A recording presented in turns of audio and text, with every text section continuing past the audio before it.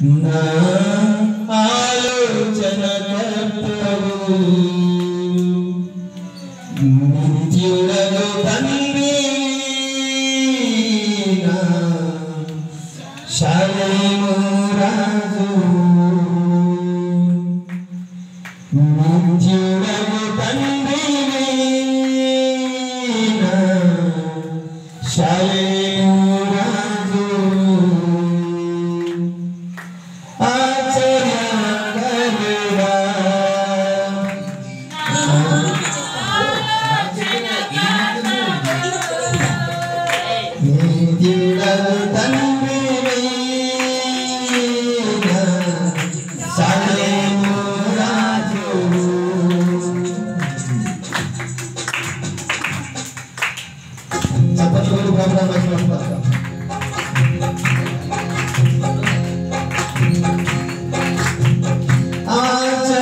ఆచర్యకరుడా నా ఆలోచన కర్తవు నిత్యుడగు తండ్రివే నా శాలేము రాజు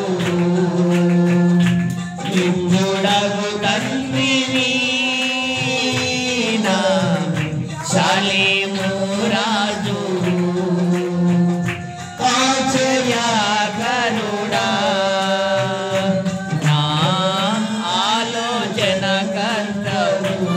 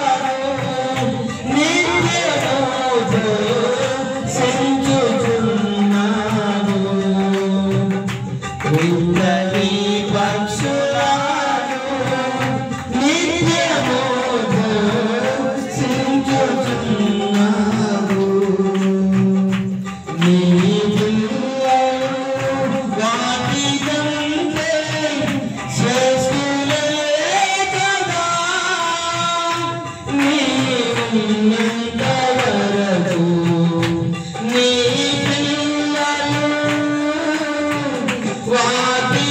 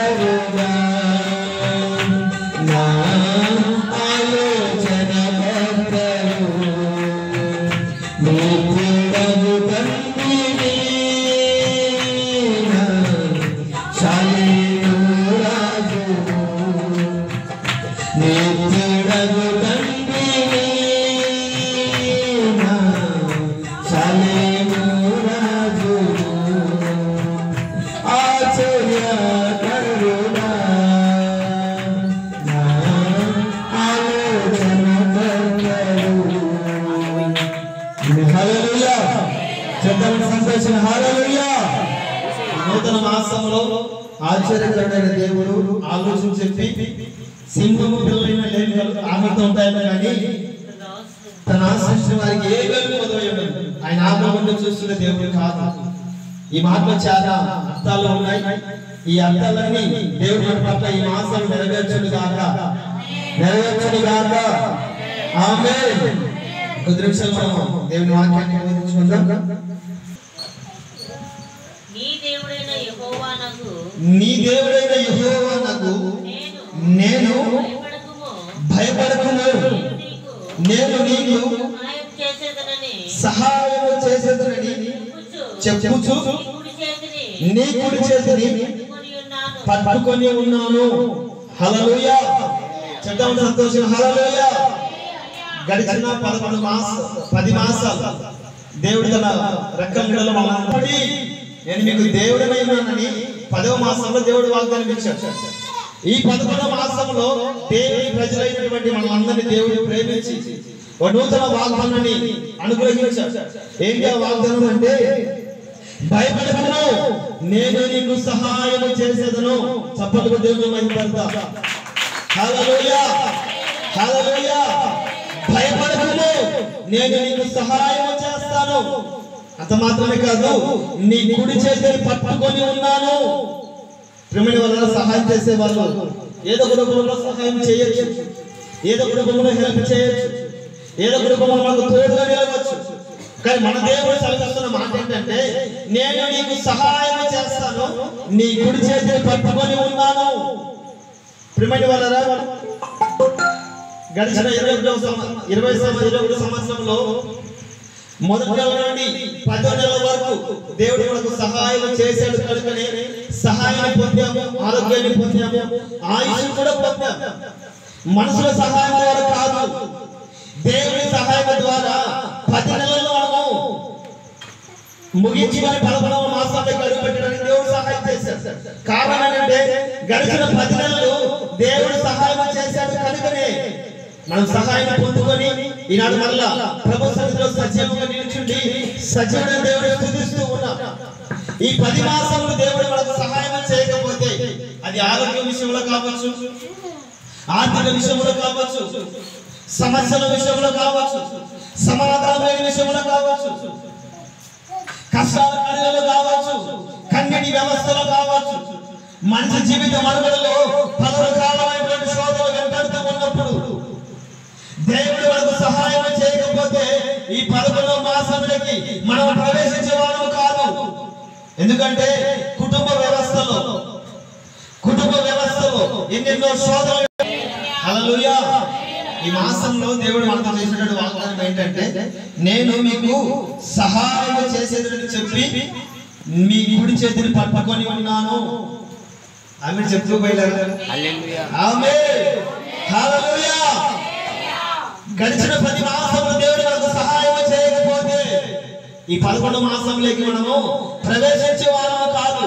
ఎందుకంటే ఒక భార్య భర్త మధ్యలో, చిన్న ఎగ్జాంపుల్ చెప్తున్నా, భార్య భర్త మధ్యలో ఒక గొడవ స్టార్ట్ అయింది అనుకుందాం.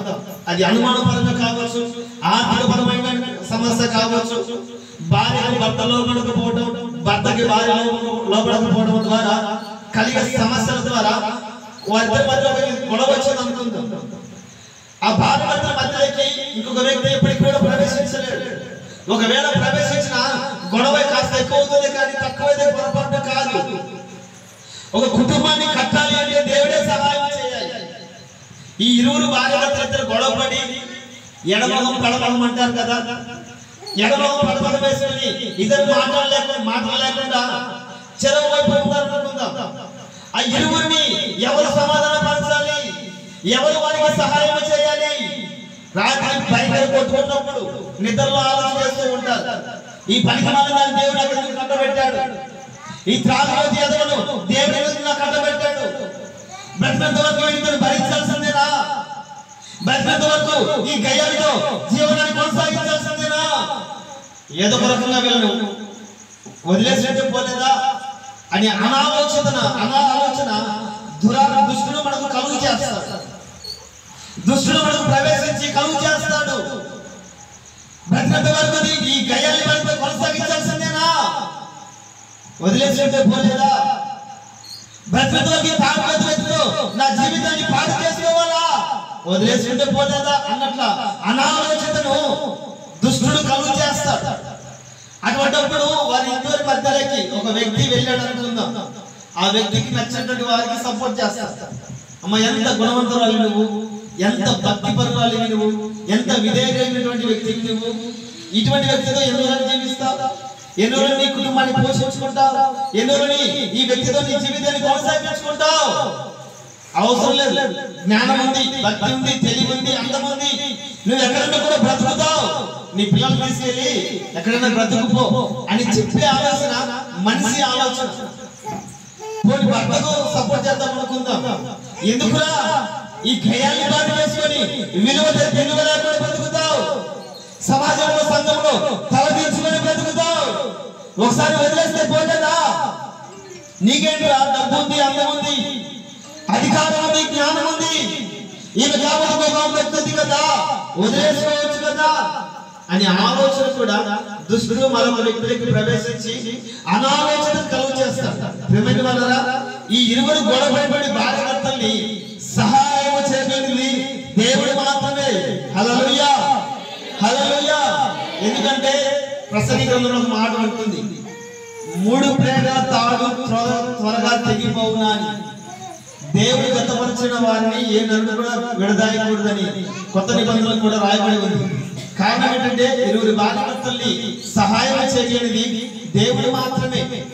ప్రేమైన వాళ్ళరా, కుటుంబ వ్యవస్థలో పలు రకాలుగా సమస్యల గుండాల్లో మన కుటుంబాన్ని పోషిస్తూ నడిపిస్తూ ఉన్నప్పుడు దేవుడే మనకు సహాయం చేయలేకపోతే, దేవుడే మనకు సహాయం చేయకపోతే గడిచిన 10 మాసములు మనము జయకరంగా జరిగించుకునే వాళ్ళం కాదు.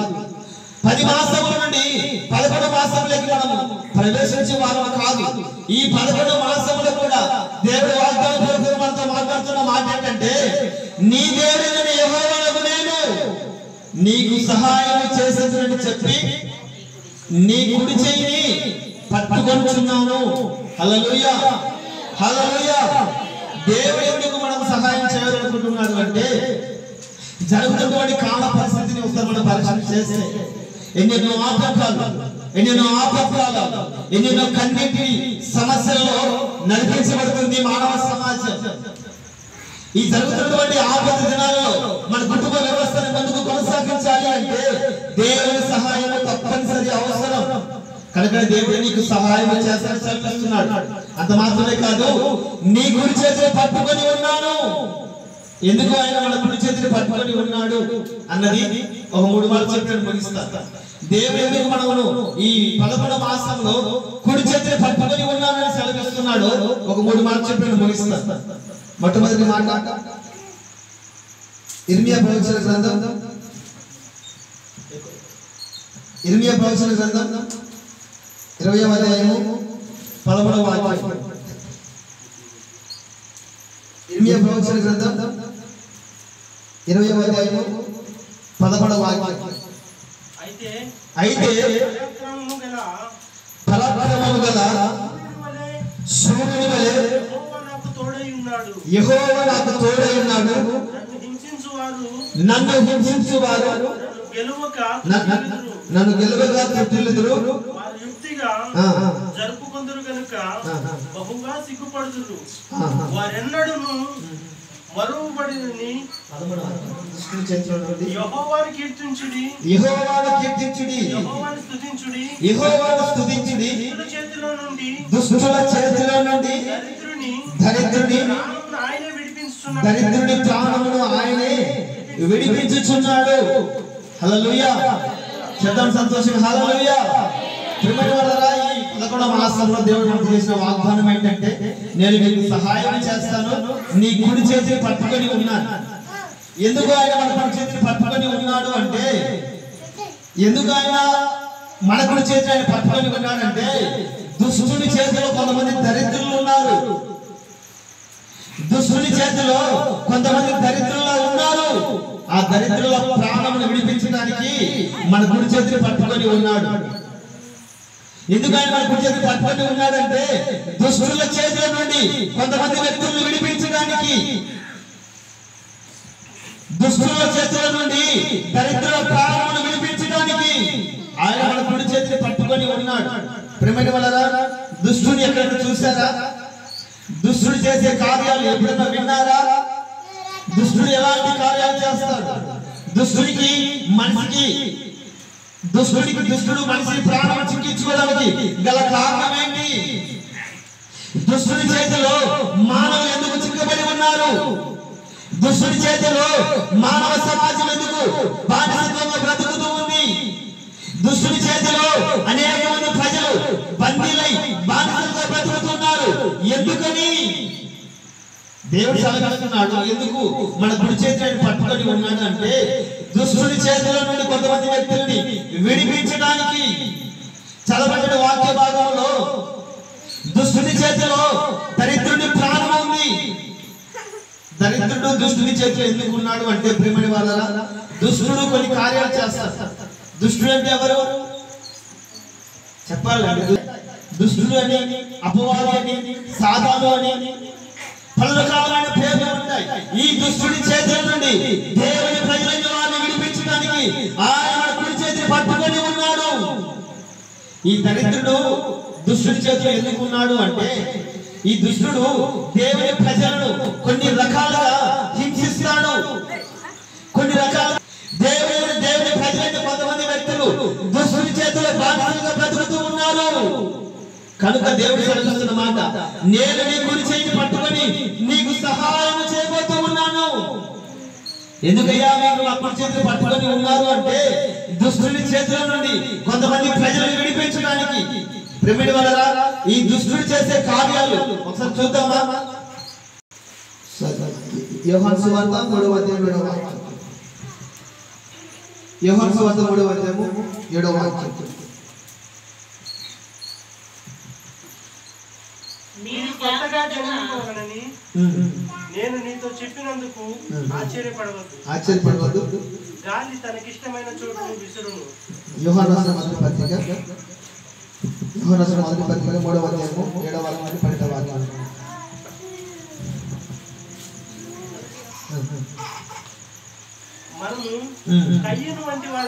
మనము కయ్యను వంటి వారమై ఉండరాదు. వాడు దుష్టుని సంబంధి అయి తన సహోదరుని చంపెను. ఇక్కడ చదవని వాక్య భాగంలో దుష్టుడు ఏం చేస్తాడంటే ఒక మనిషి చేత నరహత్య చేపిస్తాడు. దుష్టుడు ఏం చేస్తాడంటే ఒక మనిషి చేత నరహత్య చేపిస్తాడు. చదవని వాక్య భాగంలో మనం కయ్యను వంటి వాళ్ళగా ఉండకూడదు. దుష్టుడికి మన హృదయంలో అవకాశం ఇవ్వకూడదు. ఈ కయ్యను అనబడే వ్యక్తి దుష్టుడికి చోటు ఇచ్చాడు. దుష్టుడికి చోటు ఇవ్వడం ద్వారా ఆ దుష్టుడు అతనికి ప్రేరేపణ కలుగు చేశాడంటే తన తమ్ముడిని చంపడానికి ప్రేరేపణ కలుగు చేశాడు. నరహత్య చేయించాడు. దుష్టుడు చేసే కార్యాలు ఏంటంటే నరహత్య చేపిస్తాడు, వ్యభిచారం చేపిస్తాడు, దొంగతనం చేపిస్తాడు, శాపాన్ని అనుభవించడానికి ప్రేరేపణ కలుగు చేస్తాడు, రోగం చేత నలిగిపోవడానికి ప్రేరేపణ కలుగు చేస్తాడు.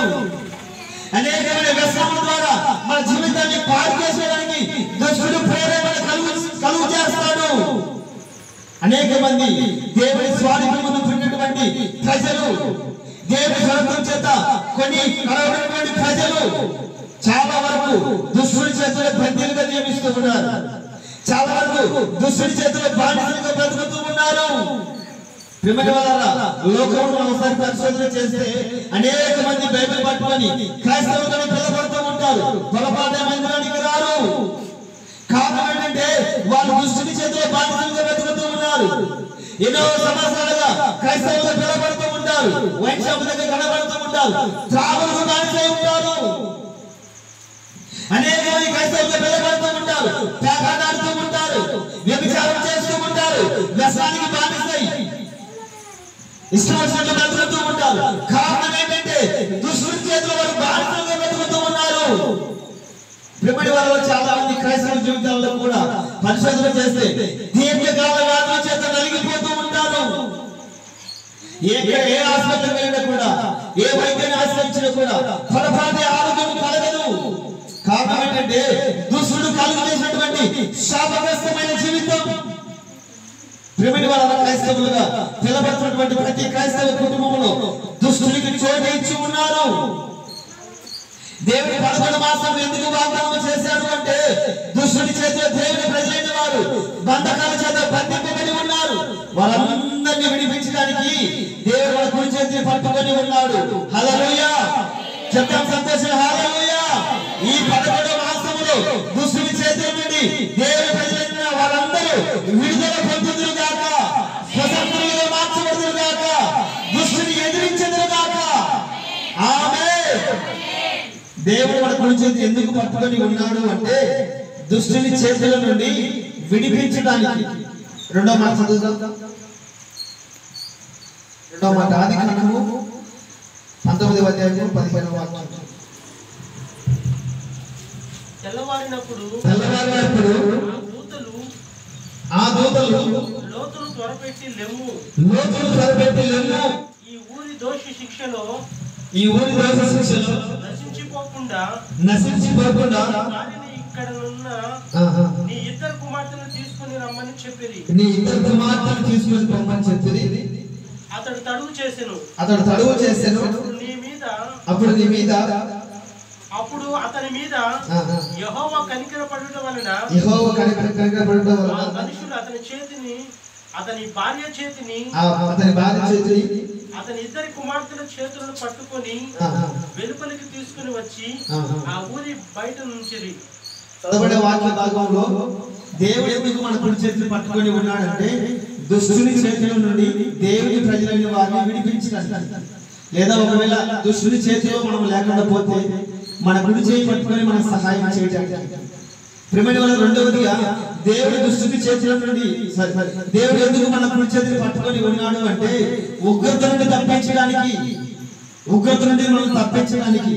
చదవబడిన వాక్య భాగంలో లోతు అనబడే ఒక వ్యక్తి ఉన్నాడు.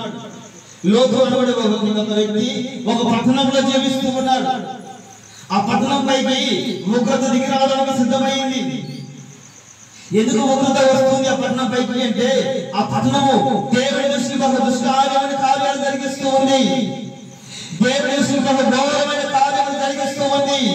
దేవుని మాట వినబడకుండా, దేవుని మాటకు లోబడకుండా, ఆజ్ఞలను అనుసరించకుండా వ్యతిరేకంగా ప్రవర్తిస్తూ ఉంది.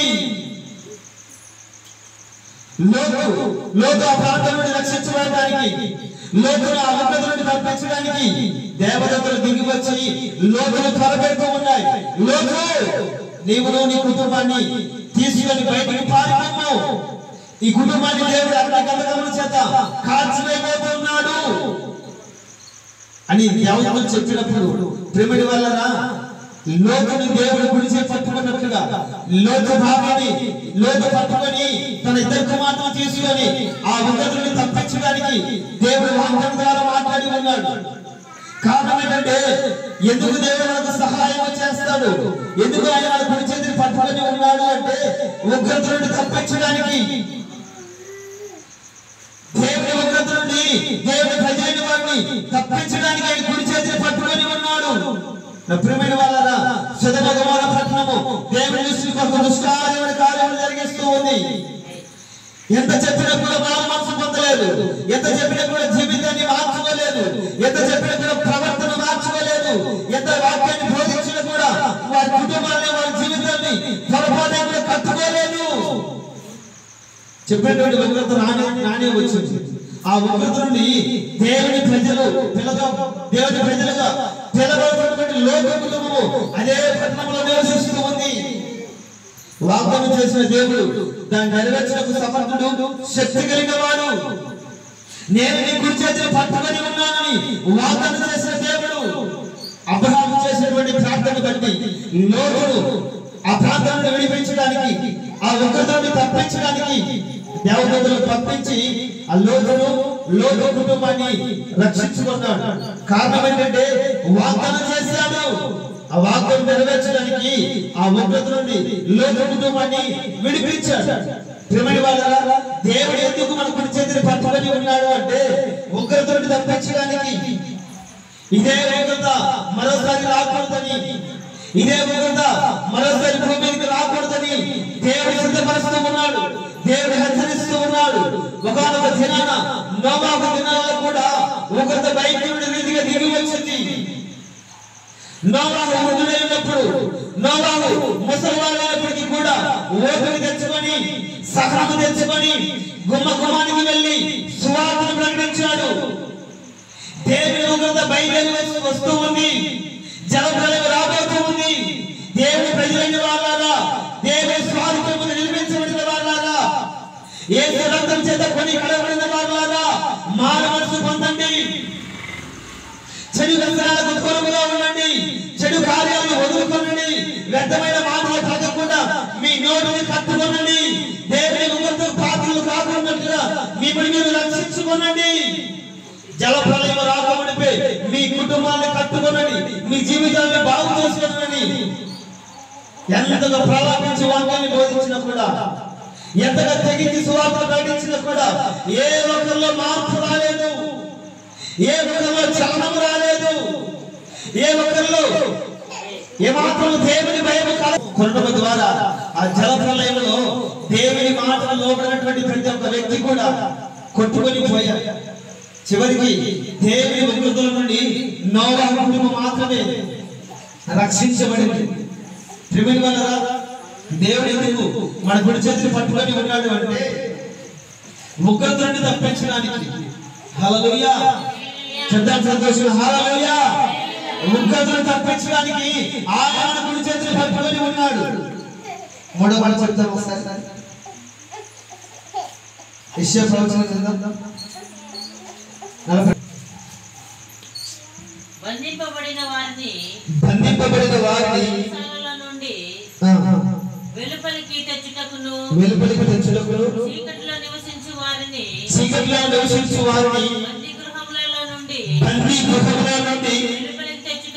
వెలుపలికి తెచ్చుటకును యెహోవానగు నేనే నీతి విషయములలో నిన్ను పిలిచి నీ చెయ్యి పట్టుకొని ఉన్నాను, నిన్ను కాపాడి ప్రజల కొరకు నిబంధనగాను అన్ని జనులకు వెలుగుగాను నిన్ను నియమించి ఉన్నాను. హల్లెలూయా, హల్లెలూయా. ఎందుకు దేవుడు మన కుడి చేతి పట్టుకొని ఉన్నాడంటే దేవుని నామ మహిమార్థమై మనల్ని వాడుకోవడానికి ఆయన మన కుడి చేతిని పట్టుకొని ఉన్నాడు. ఇష్టపడుతున్నాడంటే కొంతమంది ప్రజలు చీకటిలో జీవిస్తూ ఉన్నారు, కొంతమంది ప్రజలు బానిసత్వ బ్రతుకుతూ ఉన్నారు, కొంతమంది ప్రజలు అన్ని జనులుగా పిలువబడుతూ ఉన్నారు, కొంతమంది ప్రజలు చీకటిలో జీవిస్తూ ఉన్నారు. ఆశ్చర్యకరమైన వెలుగులోకి వారిని నడిపించడానికి, అన్ని జనులకు వెలుగులో ఉండడానికి నేను నీ కుడి చేతిని పట్టుకొని ఉన్నానని సైన్యంలో అధిపతి యెహోవా సెలవిస్తూ ఉన్నాడు. ప్రియమైన వాళ్ళారా, దేవుడు మన కుడి చేతిని పట్టుకొని ఎందుకంటే అన్ని జనులకు వెలుగులో ఉండడానికి, దేవుని ఘనమైన నామాన్ని ప్రకటించడానికి, దేవుని మహిమమైన సువార్తను ప్రకటించడానికి.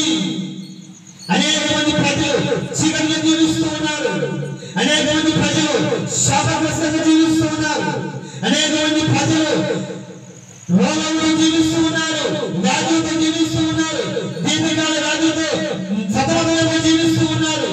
వారందరికీ నువ్వు వెలుగుగా ఉండాలని, వారందరినీ ఆశ్చర్యకరమైన వెలుగులోకి నడిపించాలని నీ కుడి చేతిని పట్టుకొని ఉన్నానని సైన్యములకు అధిపతి యెహోవా సెలవిస్తూ ఉన్నాడు.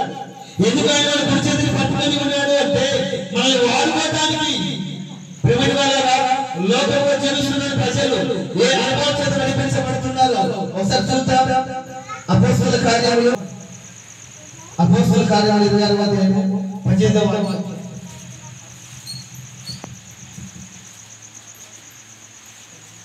అపోస్తలుల కార్యాలు 26వ అధ్యాయము 18వ వాక్యం. వారు చీకటిలో నుండి వెలుగులోనికి సాతాను అధికారం నుండి దేవుని వైపునకు తిరిగి నా యందు విశ్వాసము చేత పొందునట్లు వారి కన్నులు తెరచుటకై నేను నిన్ను వారి యొద్దకు పంపిదనని చెప్పాను. కాబట్టి అగ్రిప్ప రాజా, ఆకాశము నుండి కలిగిన ఆ దర్శనమునకు నేను మొదట దమస్కులోని వారికిని యెరూషలేమును యూదయ దేశమంతటను తర్వాత అన్య జనులకును వారు మారు మనసు పొంది దేవుని తట్టు తిరిగి మారు మనసులకు తగిన క్రియలు చేయవలెనని ప్రకటించుచుంటిని. ఈ హేతువు చేత